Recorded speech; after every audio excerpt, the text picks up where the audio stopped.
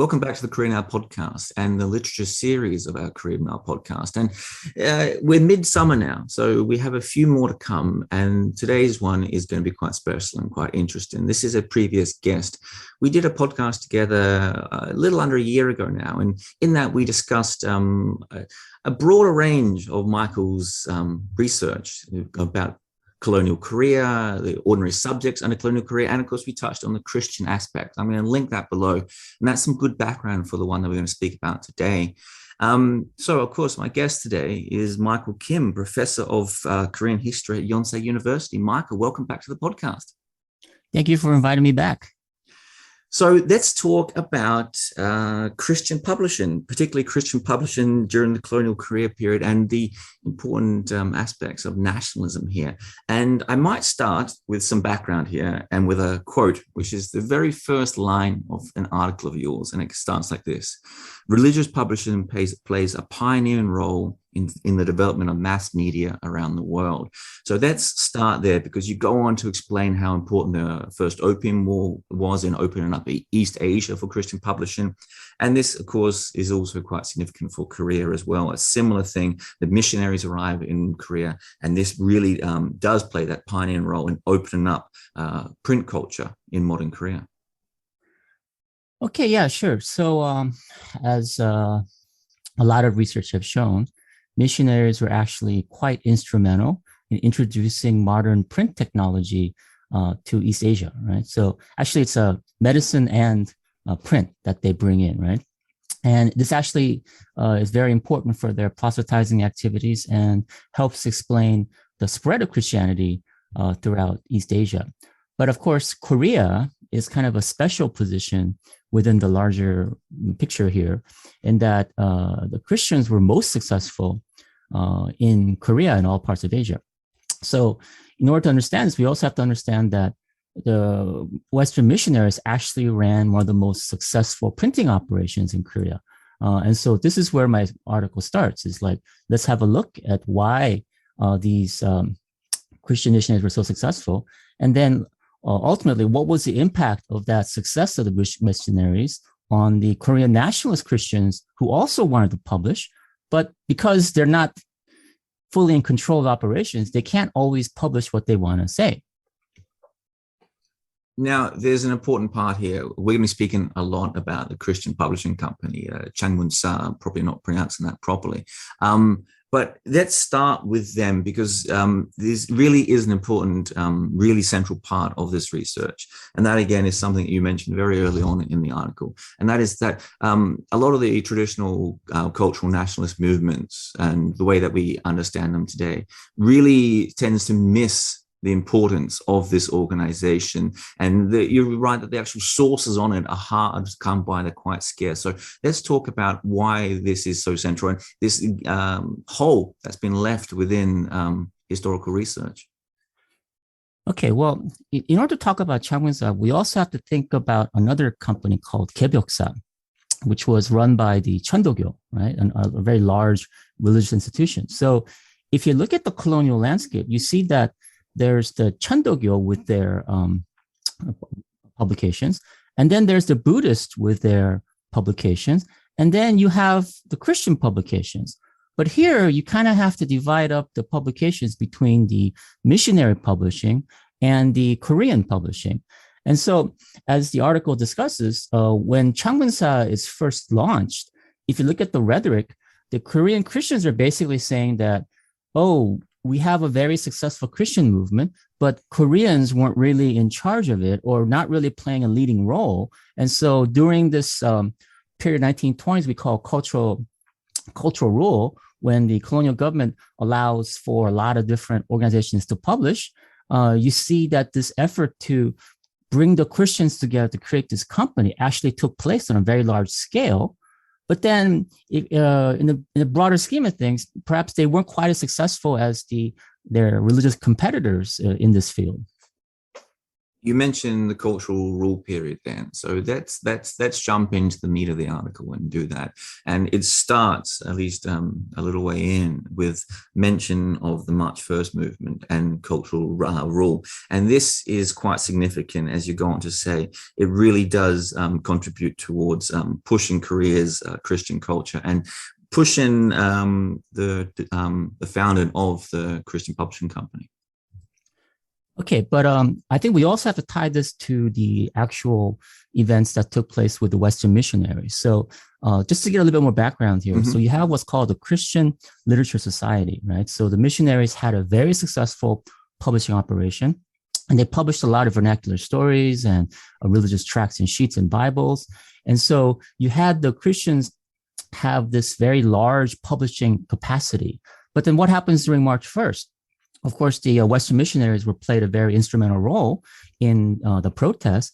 But then, as I discussed in the article we talked about last time about religious policy in colonial period, the Christian missionaries by 1920s kind of decide that, okay, we're not going to be as activists, right? They kind of had a lot of blowback from their activism. And so they kind of worked out an understanding with the colonial state that they're not going to be as politicized in their media. And so this then opens up the space for the Korean nationalist Christians who form around basically the YMCA, right? There's a number of other institutions, but the key players all kind of form around the YMCA, and they have good relations with the missionaries, but they also realize that they can't necessarily be as activists because the missionaries just don't really want that in their publications. And so this then creates this kind of demand and a desire to have a more autonomous nationalist voice among the Korean Christians. And so this is really kind of the background for why these Christians come together to set up this company. How important is the Independence Club? I believe we mentioned this briefly in our last podcast as well, and I've done a few podcasts on it, and particularly a prominent member, of course, is Sungmin Rhee. So it seems that this Christian nationalism really does begin to breed out of the Independence Club in the late 19th century. Yeah. So as I mentioned in the article, so quite a number of the activists who were involved in the Independence Club, they kind of convert to Christianity. And the most important figure would be Park Sang-jae and Park Seung-bong and several others who had been, when they're younger, they're active in the Independence Club. But by 1920s, they're kind of like Christian activists. And so we could kind of tie their 1920s activism to their Independence Club activism in their early years. And so in any case, that kind of has this Christian outlet. But then, as I mentioned in the article, you have what's called the Nevius method, where the Western missionaries encourage sort of the nativization and allow the Koreans to form their own churches. But then they don't really have full control. The Koreans don't really have full control over their churches. And so this starts to cause a lot of tension, which actually kind of starts to come out during the March 1st movement as well. As some of the Christian nationalist ministers were not quite happy with some of the Western missionaries kind of pulling back from their support of the movement, or at least a perceived pulling back of it. And so, all that comes together to this call for Korean autonomy, which is really kind of the key issue that drives a lot of the Christian activism in the 1920s, that they want to have a Korean voice. This Korean Christian nationalism, as we might call it, we did touch on this in the last podcast, but I think it is perhaps worth mentioning again here. How broad was the campaign? Because today we're going to focus on Christian publishing only, but I think we should just mention how large it was, how large this Christian network was across the country, and how large this national mobilization effort was. Yeah, well, so basically around 300,000 Christians and thousands of churches, schools, orphanages, hospitals. So the Christian missionaries essentially ran a very large, like, social enterprise, right? Where they're taking care of a lot of the social welfare needs and educational needs of Koreans. And so this then becomes, of course, one of the reasons why they have to kind of work with the Japanese. Otherwise, the Japanese won't let them operate all these facilities, right? And so this is why the publishing, it's also kind of comes under this, where the Christians have this huge capacity to publish, but the Korean Christians are often not allowed access to it, right? And so I think part of the spirit of the Cultural War movement is for every group of Koreans to kind of get together for their causes. And so I think it's very naturally created the environment for Christians to see that there's 300,000 Christians out there. We just need to reach them, and we'll be able to accomplish a lot more than what the missionaries are doing. So why, let's go back to cultural rule briefly here, because there's an important aspect of this, that you're right, that the Japanese continued to suppress the independence movement, of course. So what was the value of the cultural period, of the cultural movement? Because this cultural rule period seems to have opened up a huge amount of space, and certainly the space for the publishing company, which we're about to speak about. Okay, well, I tend to look at this cultural rule period more from the angle of publishing.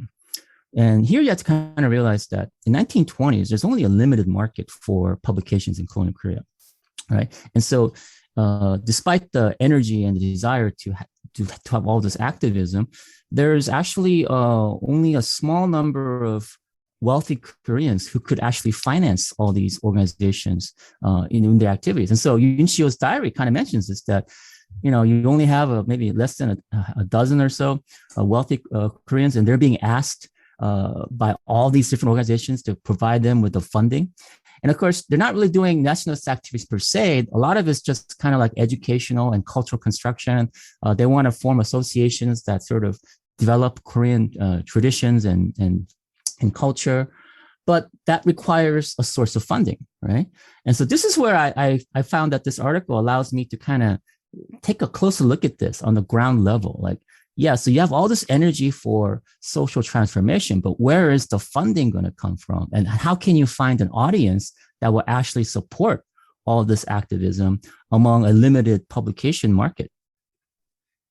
Let's you mentioned Yunchio there, so let's get into him in a bit more detail just before we start at the very early history of the publishing company. So much of this research comes from his hand, his diaries and his letters, and such a rich vein of research here. So who was he? Because we're going to be referencing him an awful lot. So who was he, and how significant was he at the time? Okay, well, Yunchio has been written about so much, so I'll just kind of give a brief, overview that he was one of the activists of the Independence Club, but then he, of course, goes over to the United States and gets educated, like at Emory University, and he comes back to Korea, and he plays a very key role in the nationalist movement. But of course, in his later years, he kind of turned towards collaboration with the Japanese, and he actually becomes the president of Yonsei University when the Japanese seize control of the university away from the missionaries and gives it to the Koreans, right?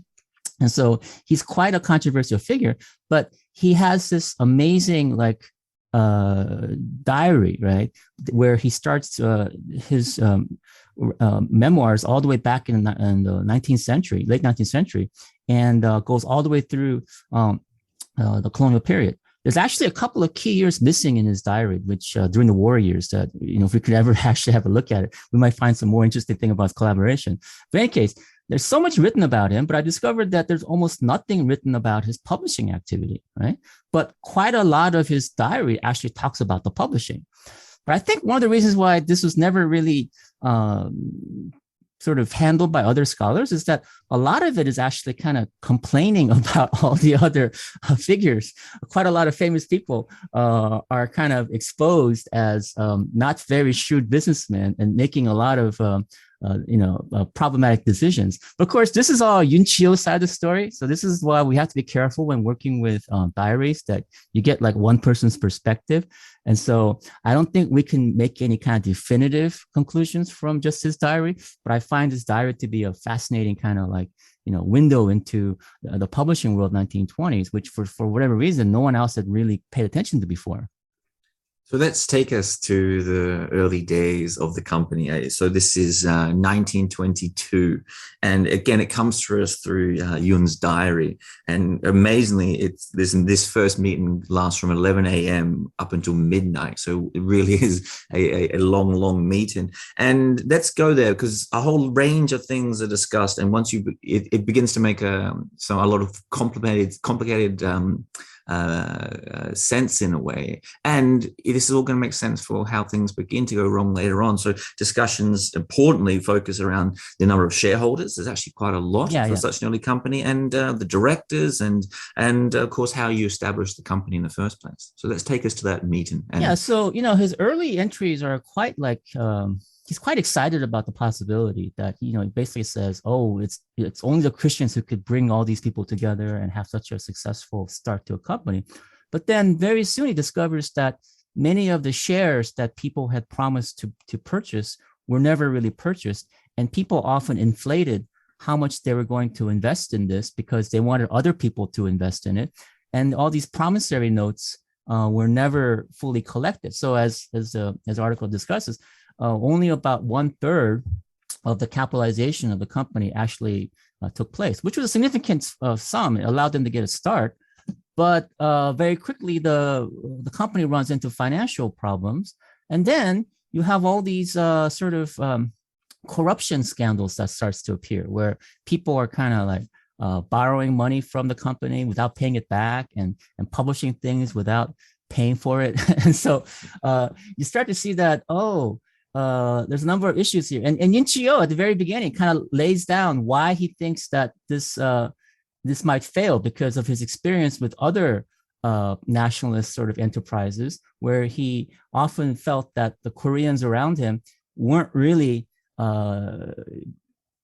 experienced businessmen, right? And so they often quarreled, they often didn't have a good business sense.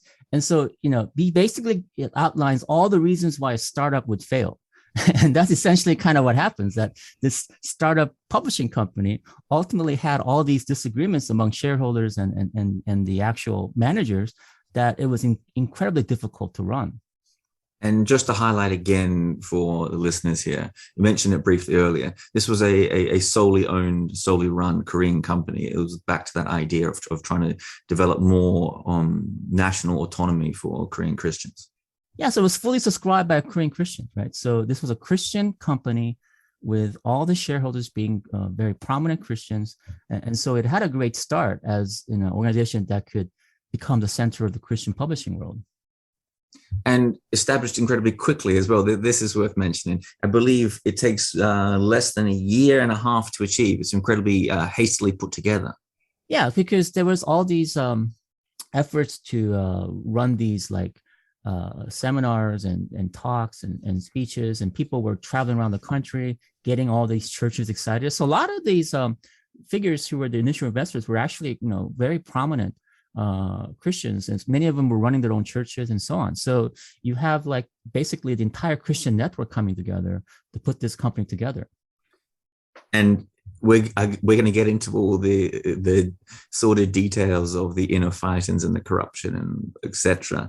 But it is worth mentioning here that you flagged very early on that one of the large problems here is simply an understanding of what the company is, because as we've just mentioned, its aim is almost a social benefit for the whole of Korea, or at least for Christian Korea, and yet this needs to be a profit-making company. So from the very early on, there seems to be a clash within the ideology of the company itself. Yeah, and a lot of it shows up in their first major project, which is a magazine, 신생명, right? Or New Life. And this is a very famous magazine in the publishing world, that it was kind of a representative organ that allowed Christians to have their own voice, and actually a little bit critical of the missionaries. And so you start to see that there is this kind of alternative Christian sort of public spheres showing up through this magazine. But then it turns out that the magazine itself was very difficult to operate, and that there really wasn't a market for this type of publication. And so very quickly, the magazine starts to run into trouble. You start to have subscribers who won't pay their subscription. And because they're Christians, they're often like willing to send you the magazine before they pay for it. And so you have like, a great idea in this magazine for Christians, but then they encounter all these problems of actually selling and distributing this magazine, which puts the company into even more serious financial trouble from the start. You mentioned just before that about the shareholders and the shareholders that commit to funding the company but never actually follow through. And importantly, it's worth mentioning here that you write, they never, at least the ones that didn't follow through, Yun writes that they never intended to follow through, that they would, I'm going to quote here, deceptive, and they subscribed simply to encourage others to buy into the company. Yeah, well, because at the end of the day, we have to think about this. This is a risky business venture, right? So as much as you may believe in the idea of this company, how many people are actually willing to put money down into its success? And so I think what happened was when, all these people were traveling around promoting the company, everyone thought, okay, I'll buy some. And, they all kind of promised. But then when it actually came time to buy it and deliver the money, a lot of people had cold feet, right? And as it turns out, they were right. This company had trouble. And so you can kind of understand what happened. But ultimately, this company did not start on a very sound financial basis. Let's start with the launch then. Let's go back to the actual on the ground details and the launch of the company, because as the quote you put, this is a failed launch from the very beginning, and a whole range of extraordinary things begin to happen. Again, we're coming here through Yun's diary, and he writes that from the very start, two directors took out unauthorized loans from the company. The company had incurred significant debt and spent half the money they'd raised within the first 6 months. And here's one important one. Park Pang-soo, former manager, demanded 5,000 yen for his salary and expenses and a severance package. Then he sealed the safe and threatened not to open it, almost as a kind of blackmail, until this was supplied. So let's take it to those chaotic, very early days of the company where everything seems to go wrong straight away.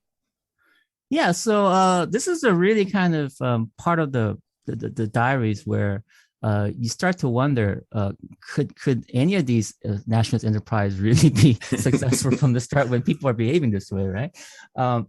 But again, most of these individuals were not successful businessmen, right? They were ministers or somehow related with Christian activity in one way or the other. And so what you see is a lot of people being very generous with the company funds. And of course, this manager who actually, demands that unless he gets paid, he's not going to open up the safe. Right? And so this kind of behavior, Yun suggests, is actually taking place not just in this company, but within numerous nationalist enterprises that gets set up in 1920s. And of course, in his diaries, he also mentions like the Joseonilbo and Dongailbo. The early newspaper companies also had similar kinds of problems where they weren't really being run very profitably, and they were doing a lot of like unnecessary spending, right? And so Yun's experience with not just this company, but with many of the other nationalist enterprises is why he's so sort of cynical about what's taking place, and why he keeps saying that this is completely what he expected, and that this is not unusual at all. And so that's why he gives you the whole list of all the things that happen within these organizations. So I got to be careful here. I mean, I'm not saying that these nationalist organizations had any kind of ill intent or like they're not doing what they're supposed to be doing. It's just that we need to think about who are the people that are actually running these organizations, and do they really have the funds and the market there to support their activities. And I think 1920s colonial Korea had a very limited, very small economy, and there were only so many publications, so many organizations it could support. And so in many ways, all these events, if the companies were successful, you can probably kind of forgive someone for taking a loan out here or there or taking some money, right? As long as they pay it back later. But because the companies were in trouble from the beginning, this kind of, micro level corruption was very incredibly damaging because they didn't have any funds to begin with. Let's go into Yun's concerns about the broader Korean economy, because this says a lot. And I'm going to run a quote here in a second as well. So he's talking about as you mentioned, the economy during the period of cultural rule. And he talks about all the businesses that sprout up and disappear overnight. And this is his quote: in their place, charitable and public benefit associations are multiplying, each vying with another to see which can squeeze the most money out of the very few well-to-do Koreans. And this is an important part here because he recognizes that there just aren't enough wealthy Koreans out there for all these charitable organizations. And this is the market that he is trying to, what people are trying to squeeze the Christian publishing company into. Yeah, and here actually there's an interesting contrast with the way the Christian Literature Society operated. So the Western missionaries from the beginning had a kind of a principle that they're only going to run their business for profit.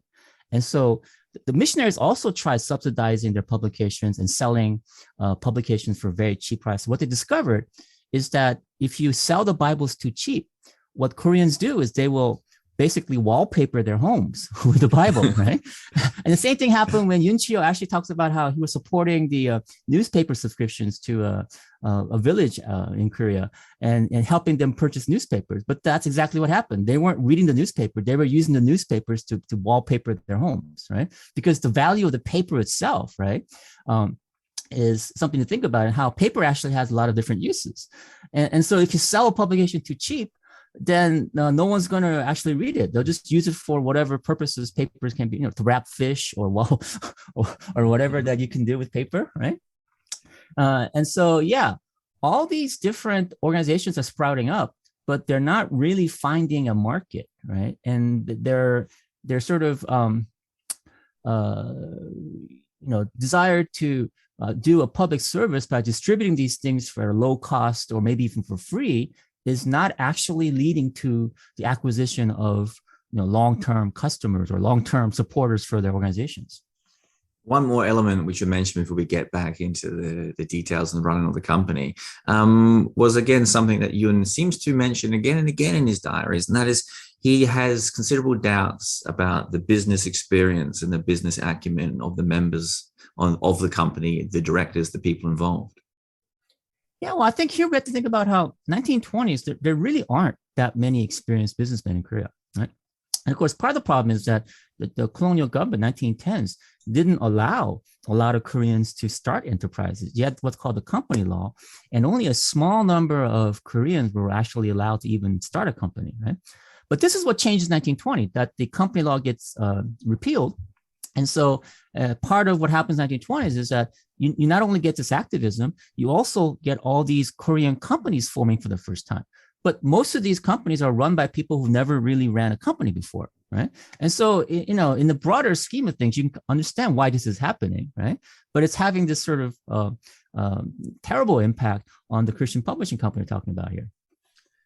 Let's go to the first issue of the company, because for all the errors and calamities behind the scenes, the first issue looks, at least on paper, as a success of sorts. You're right, it's 140 pages, which is much longer than the typical journal. It is filled with the work of quite prominent Christian leaders. So let's take us to that first publication, that first issue. And what was the content? I'm assuming it was quite critical of Western missionaries, of course, but let's go to the details. Everything. Yeah, so there was there's some criticism of it, but most of it's basically kind of like, ecclesiastical discussions and talking about Christianity in general. It's just that when you look at the first few issues, you can clearly see that this is aimed at the Chondogyo, Kebyok, right, which was at the time the most successful magazine. And so they tried to create this sort of luxury edition where they had all this very well edited, very well put together content. It's just that it was so expensive to produce, right? And their publication runs were not being purchased enough to be able to support this. And so Yun Chi-ho was actually against the idea of starting a magazine because he was like, there are no successful magazines in Korea. At the time, there were hundreds of magazines in the 1920s that started, but almost all of them failed. And the one that survives is usually the ones that were backed by some other organization, right? So that's why Chondogyo is very important here, and that the Kebyok company is able to survive despite the severe censorship and issues that they have, because the Chondogyo Foundation is actually quite financially sound, right? And so they're able to continue. And then the missionaries themselves, the Western missionaries, are able to support a number of publications without issue. And so the Changmunsa is trying to compete in this market by producing their own like very well produced journal. But after just 5 or 6, they realize they're not selling enough, and so they start to have this huge clash among themselves of what to do. Should we continue this magazine, or should we cut our losses and stop? How prominent were the writers and the contributors to us? Because of course it says prominent, and it's very hard to know exactly what that means. So did they do a successful job of actually attracting large important names to the journal and to the work? They were basically the key figures in the movement. This is why this magazine is actually within the history of nationalist movement considered to be kind of an important publication, because it had gathered together many of the important Christian voices among the nationalists, right? So in terms of the magazine, the content itself, right, is pretty much what I think this company started out trying to do, which was to provide an alternative, a voice for Christian nationalists who may not have been able to publish the same thing over in the Western publications, right, Western missionary publications. So they achieved that goal. The problem is it just wasn't selling. Were there any challenges with the census? Because of course, there is of course more space for cultural movements at the time, but Japanese censors are still there and are still prominent, and they do occasionally run into issues with the censors, I believe. Oh yeah, so one of their early issues get problem with the censor because they're trying to publish a kind of nationalist magazine here, right? And so it naturally attracts attention from the Japanese. And so, the censorship also plays a kind of an important role here, in that it's difficult to navigate not just the market, but also the censorship. Now, during colonial Korea, many of the critics point out that the publishing market has 3 big barriers. One is the lack of manuscripts, and the other is the censorship, and third is the lack of a market. Right, so there's no capital. You have the censorship problems, and then there's the problem of high quality manuscripts. Right, and so many of the publishing companies are not able to solve these issues, and this is why so many of them go bankrupt in the 1920s. I really hope you're enjoying this episode of the podcast, and I apologize for this interruption, but I'm just going to take this moment to remind our listeners that we've made a conscious decision here in the KoreanNat podcast not to run advertising in any way. So if you do enjoy the podcast and you listen regularly and you do want it to continue, it is important that you do your best to support us at the links below, or by sharing, liking, or commenting on the podcast across social media. All your help in this regard is invaluable. And now back to the episode. We should talk about how badly the size of the journal and the content of the journal drops off almost immediately. So from July 1923, the journal was out there, it's launched, and as we mentioned, 140 pages. And then it shrank in September 1923. So just a few months later, it's down between 30 and 40 pages. So almost immediately they're having problems with content. Yeah, so the Yonsei's diary talks about how they kind of had a huge argument over the journal, and so after the meeting, what you see is that the number of pages shrinks dramatically, and so because actually the cost of the paper is a huge factor in being able to publish journals, and so if you have fewer pages, it's much cheaper to produce. But also they're having trouble gathering manuscripts. Yeah, there's only so many people out there willing to provide manuscripts.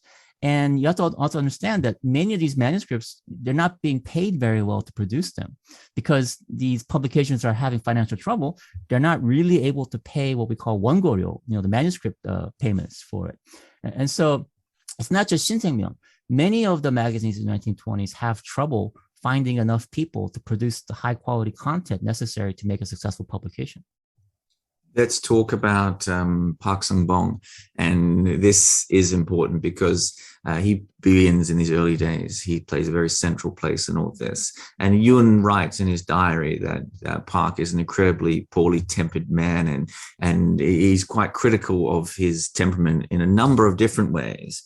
And yet, despite this criticism, and despite some criticism during meetings that perhaps Sung-bong should resign his position due to the physical crisis, within, not too long, fall of the same year, 1923, the management is restructured. and Songbong takes an increasingly prominent role, you write. So let's take us to that infight in the character of Park Songbong and how he manages to get himself, despite all the criticism, into even more power than he had before. Well, again, I guess this is the part where I'm a little bit like reluctant to get into these areas, because Park Sung-bong is actually considered to be kind of a great figure in the Christian nationalist movement. And so this aspect of his personality, which Yoon Chi-ho writes, is probably not something that a lot of the nationalist scholars want to hear about this person. And then this may be one of the reasons why these sections of Yoon's diaries were never really like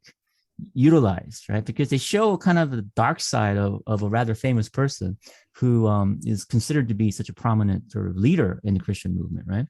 But yeah, this magazine or this publication company was kind of his idea from the start. So you can see that as the trouble mount, he sort of takes over, but then he has this kind of almost dictatorial style where he's sort of ordering all these things and deciding things, but not necessarily with a market sense.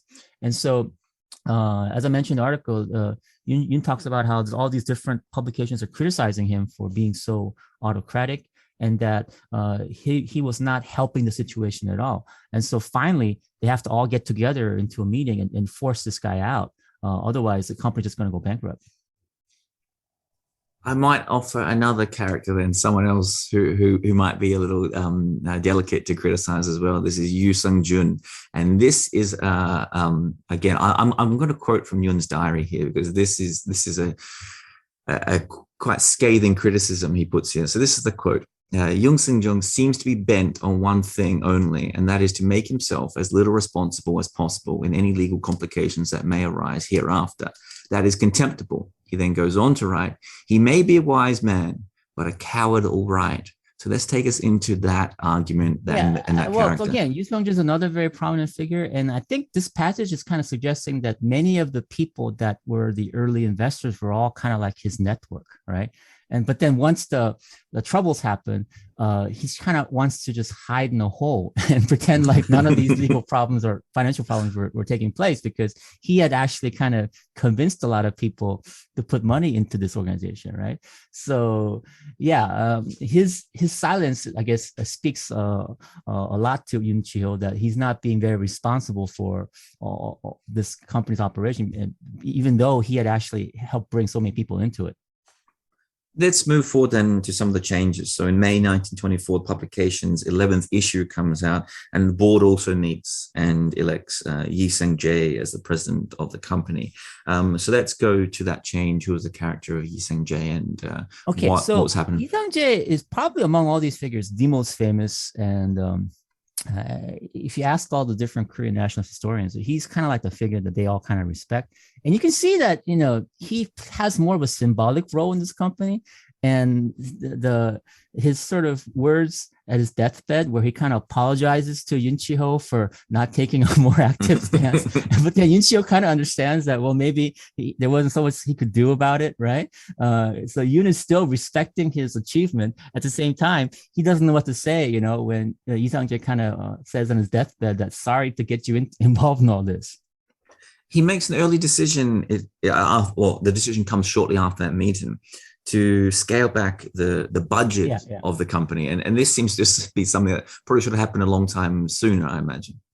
Right. So ultimately, the company is in serious trouble, and Yi Sang-jae is brought in at the last minute to try to stabilize things. But it's clear that there's just way too much debt, and there's not much cash involved. And so at this point, you would think that they would fold the company up. But as you know, the company continues.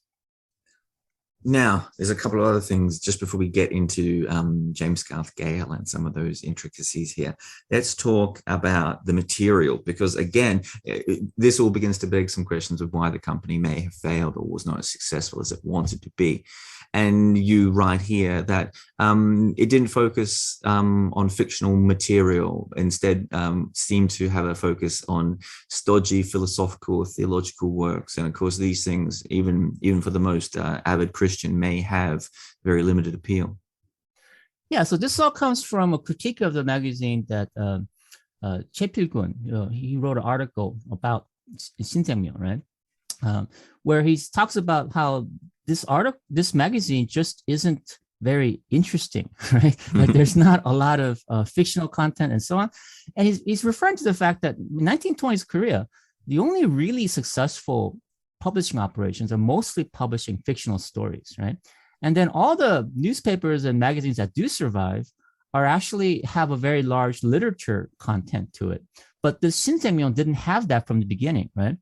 And so it's kind of like the understood logic that if you're going to be successful in 1920s Korea, you have to have some literary content to it. But that's what this magazine was missing.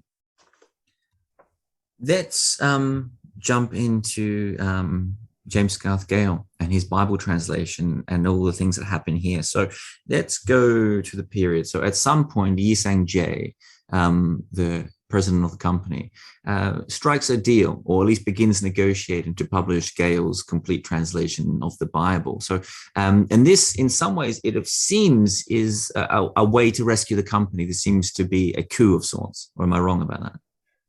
No, that's correct. So we got to get into Gale here and how James Garth Gale has spent so many years producing his translation of the Bible, but he had encountered difficulty with the other missionaries who felt that his translation wasn't true to the Bible, and that he wanted to produce a Bible that was in what we call Gukhanmun, a combination of Chinese characters and Hangul script.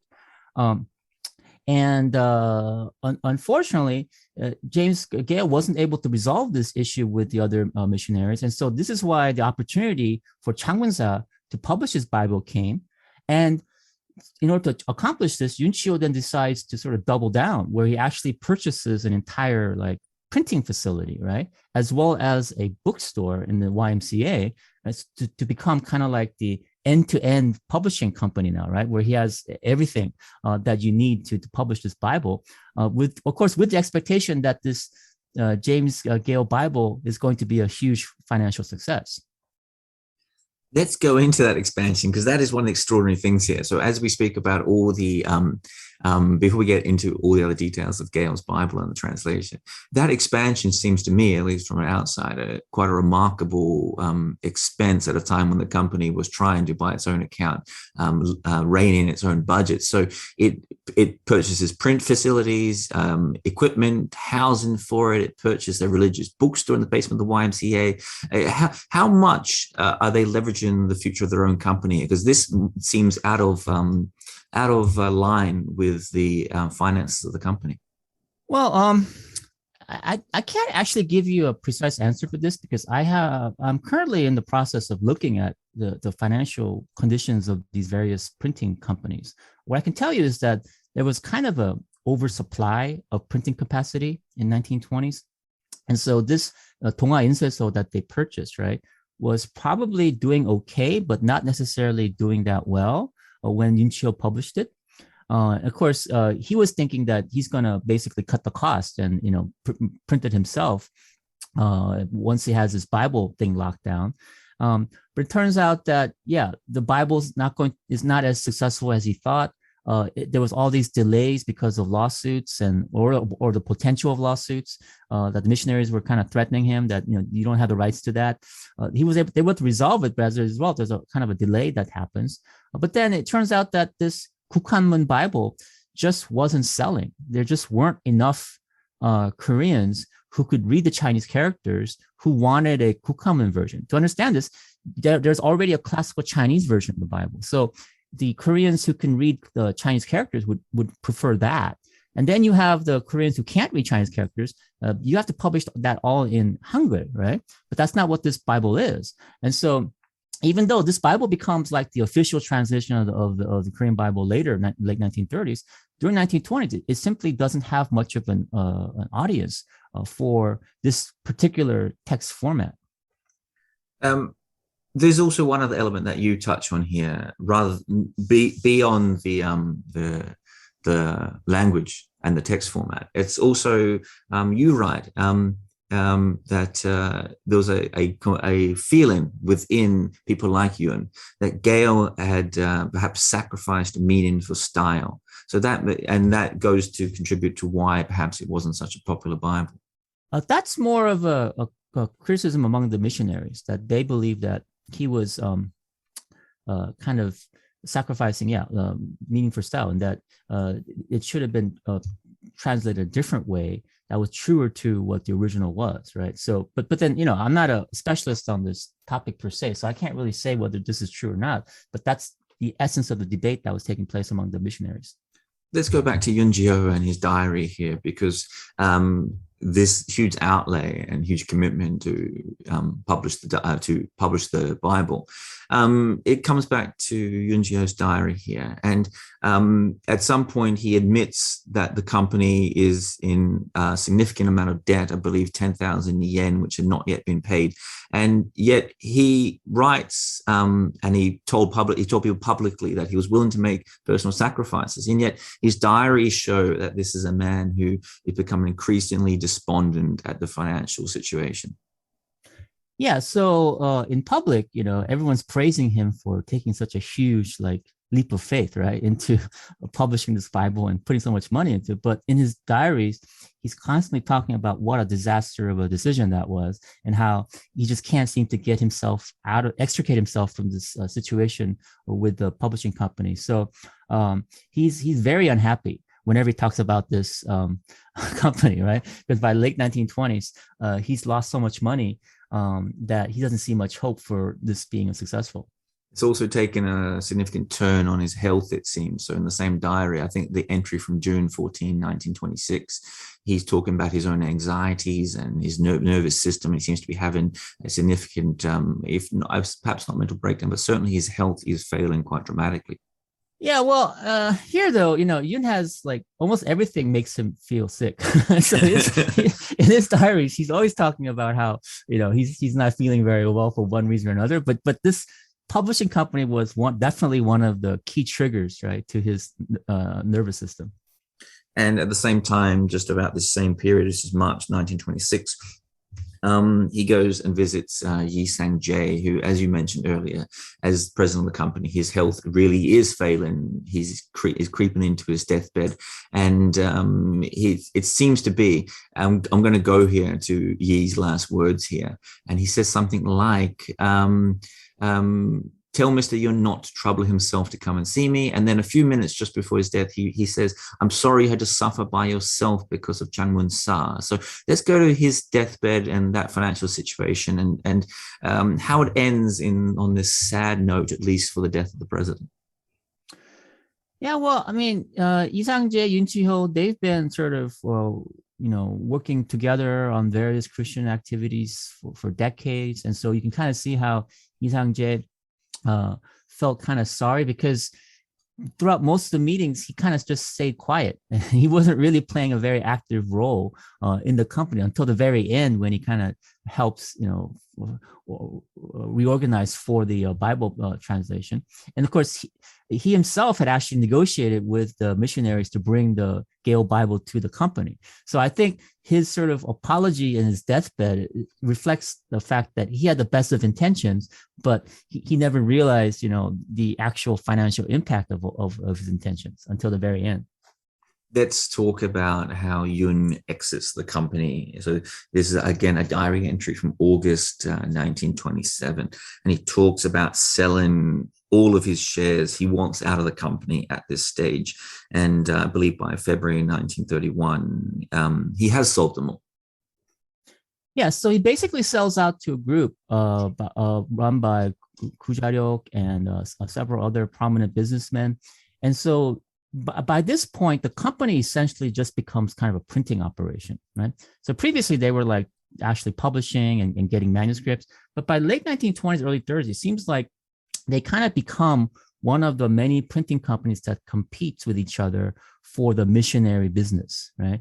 And so from this point on, his diary kind of talks about how despite the original intention to become independent of the missionaries, the company actually becomes very dependent on the missionaries in order to get their business. And it's a tricky market, as you just hinted at then, as in the diaries here. It seems to be a lot of different organizations trying to fight for a limited amount of missionary money. Yeah. So as I mentioned, what I'm discovering is that there's a kind of a excess capacity.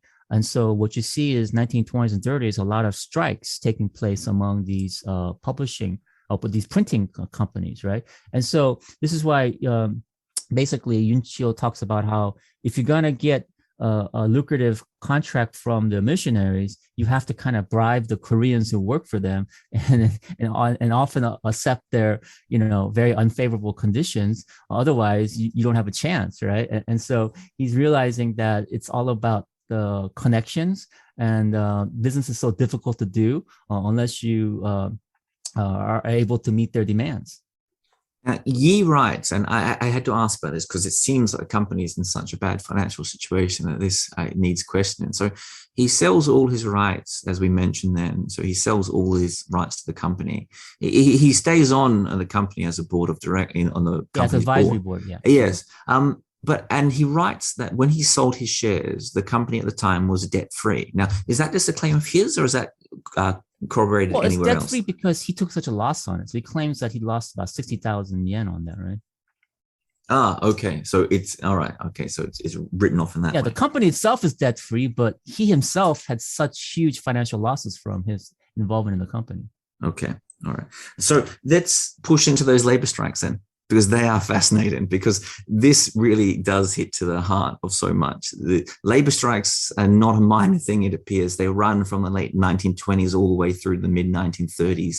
People are striking and complaining about not just not being paid and not getting salaries, but also poor treatment, not getting any sort of compensation that they're promised. And this seems to be emblematic, not just of the company, but also of the declining economic situation in colonial Korea as well.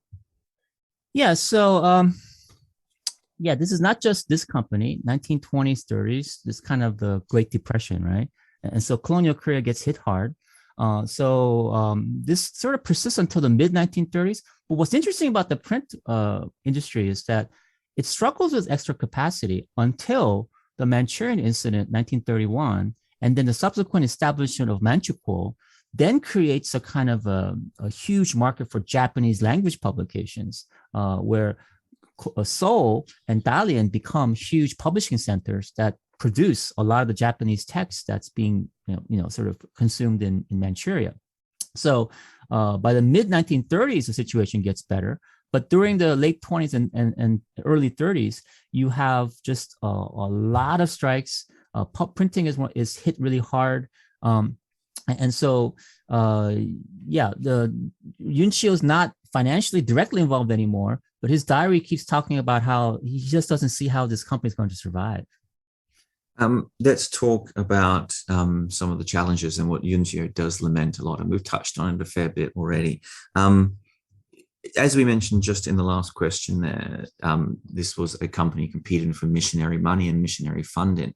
And Yunchio goes on to complain that one of the key reasons that perhaps they didn't get as much funding as they would have was, and this is a quote, bribery, squeezing and grafting are open secrets in all the offices throughout the country. And and there's a huge amount of detail. So this is not casual bribes. This is companies refusing to even publish a book or a manuscript or whatever it is without a bribe first, despite the potential profit that they would get afterwards. Every time someone seems to want to publish a book, there's a demand that people's own friends and families are put on the board or put into jobs to help do it. So let's talk about the extraordinary nature of grift and bribery. Again, not just in the company, but across Korea at this time. Yeah, so, when you read this kind of description of what's happening, you then have to kind of wonder, is this the only place where this is going on, right? And that many of these other kind of enterprises would have similar kinds of issues. But as I said earlier, I think when the companies are financially successful, these kinds of situations are maybe, not as critical. But when a company is in such financial trouble and you have to spend so much of your money as bribery overhead, what's the chances of you being successful, right? So yeah, exactly as you described, a lot of people are demanding that their friends get published for free, that they have to accept all these conditions. and you have to hire their friends. Otherwise, we're not going to give you the contract. So it seems from what Yoon is saying that this is actually something that you'll find in many, many different organizations. How much of a loss, how much financial ruin did this bring on you? And he must have had a fair amount of private wealth, you have to assume here. But it seems to have this investment in this company must have crippled him financially, personally. Yeah, so he describes how he took like a 60,000 yen loss on this. He doesn't really know how much he loses on this. I think it's just you know. But he's from a wealthy family, and he is one of the few really wealthy Koreans in colonial period. So I'm not sure that this necessarily put him into like a financial destitute situation, but he clearly didn't enjoy the loss. No. And let's go into the very final days of the company here. And this is 1934, and the company is discussing how to dissolve itself. So there's a few different plans that are put forward. And so let's take us to the end days of how the company okay, well, so yeah, over. So basically there's a number of offers where the YMCA may sort of help purchase the equipment. But what's interesting at this point is that a group of Korean Christian nationalists under Shin Hoon-gu, who runs an organization called the Positive Faith League, they put a kind of a bid for the facilities. And it's this Positive Faith League that actually is really interesting and quite controversial. So in this paper, I didn't really get a chance to get into what this organization is, but it is a kind of a representative group of young Christian leaders, many of them educated in America and Japan. They come back to Korea, and they want to have, again, a more autonomous position from the missionaries. How significant was this? So the company, from the outside, people listening may think the company was this colossal failure, but this misses a significant amount of the point, and this is a core part of your article here. You go on to write that that despite the failures of the company itself, and the publishing company eventually falling over, it went on to significantly help the development of the colonial print culture within Korea. Yeah, because ultimately it doesn't go to the Positive Faith League people. It goes to a person named Kubon-ung, who is considered to be a kind of a very successful publisher, right? So he basically from a very wealthy family. So his family has a lot of business interests that allows him to sort of be able to fund his interests in literature. So Kubon-ung, once he takes over Changmunsa, then uses the facilities to publish many of the great sort of literary works of the 1930s. And he also uses it to run many of the successful magazines of the period. So this entire article is kind of the prehistory of how this company that today is known for publishing great works of Korean literature actually had this rather controversial origins in religious publishing and was considered to be kind of a failed effort until a wealthy sort of businessman turned literary, figure shows up and transforms it into a successful publishing company. So in some ways, it feels as a complete novice looking in from the outside here. So correct me if I'm wrong here. But Yoon's diary and the history of Changmunsa, the Christian publishing company, it might serve beyond the details just within the diary and of the company itself. It offers a kind of a microcosm, a view onto the conditions of colonial Korea and the difficulties of business life, but also balancing so many contradictory impulses and needs. Yeah, so really, what I found interesting doing this study is how all these names, all these organizations that appear are today remembered to be like having made these huge contributions. And so I'm not in any way suggesting that they didn't make great contributions, but what I'm sort of trying to show is that they had to go through quite a lot of struggle, right? And that there was considerable internal sort of dissension among the various actors of what to do and how to sort of survive in this very difficult publishing market. And ultimately, by 1930s, you have a huge boom in Korean literature. All these collected works are being published. And so Changmunsa by 1930s is able to discover a very large fiction market that allows it to be successful. But that market didn't exist in 1910, 1920, right? And so earlier attempts to try to produce kind of Korean culture material was actually struggling because there simply wasn't much of a purchasing power among the Korean consumers. As a final question, I must ask this because you mentioned it a few times in your article, and this is an important point to finish on, and that is you mentioned the need of the history of this company and these diaries begin to show the need for further research. So I might get you as the last question to explain the holes that this diary and the history of this company begin to fill in our understanding as an overview, but also what this future research, perhaps there's some budding researcher out there that would like to get into the area. So what is this future research in the future area, and how promising is it? Because it certainly seems to be quite promising from a layman like myself. Okay, well, what I'm trying to suggest here is that we need to look at these nationalist enterprises, organizations, as a kind of a nonprofit corporation that has a lot of sort of built-in struggles, right? The fact that there are a lot of volunteers who are involved, people who maybe it's not their primary job to operate an organization. To be honest with you, a lot of my insights come from university administration, where I discovered that many of my colleagues who are professors are not necessarily the best administrators, right? They just don't have the experience nor the desire to be able to run these organizations successfully. So we need to consider how there are probably a lot of people in the 1920s and 30s who are active in this cultural nationalist movement who had the best of intentions, but what was their actual experience, right? How were they really able to make the proper organizational decisions that enabled their organization to be successful? Because we also have to look at this picture where so many nationalist organizations and publications had started out in 1920s, but by the end of the decade, most of them had actually kind of closed or had gone into sort of, vastly limited activities from where they started, right?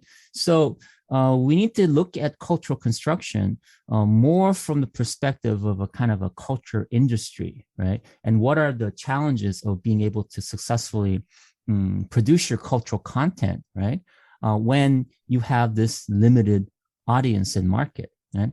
And so once we look at the history in that way, we'll be able to more properly identify why certain organizations were able to thrive and be successful, while others kind of quietly disappear, right? And so I think this kind of more, I suppose, has a more market-oriented approach can maybe help answer a lot more of the questions that we have from the period. And it's also a great promising note to end the podcast on. Now, the article that we've been speaking about today is The Trouble with Christian Publishing, Yonsei, 1865 to 1945, and the Complexities of Cultural Nationalism in Colonial Korea. Of course, it's going to be linked below. And again, we brushed over a lot of it today. So there's a lot more detail in there, as well as below, I'm going to put the link to my previous podcast with Michael, which we cover some of the stuff that we spoke about today, but in a lot more detail and a lot more complex detail about the history of colonial Korea, and links to Michael's academic profile, where you can read all of his articles for yourself and keep up with his latest research. On that, Michael Kim, thank you again. It's such a rare pleasure to talk to you. Thank you for your time. Thank you for inviting me. It's always a pleasure. And have a nice day.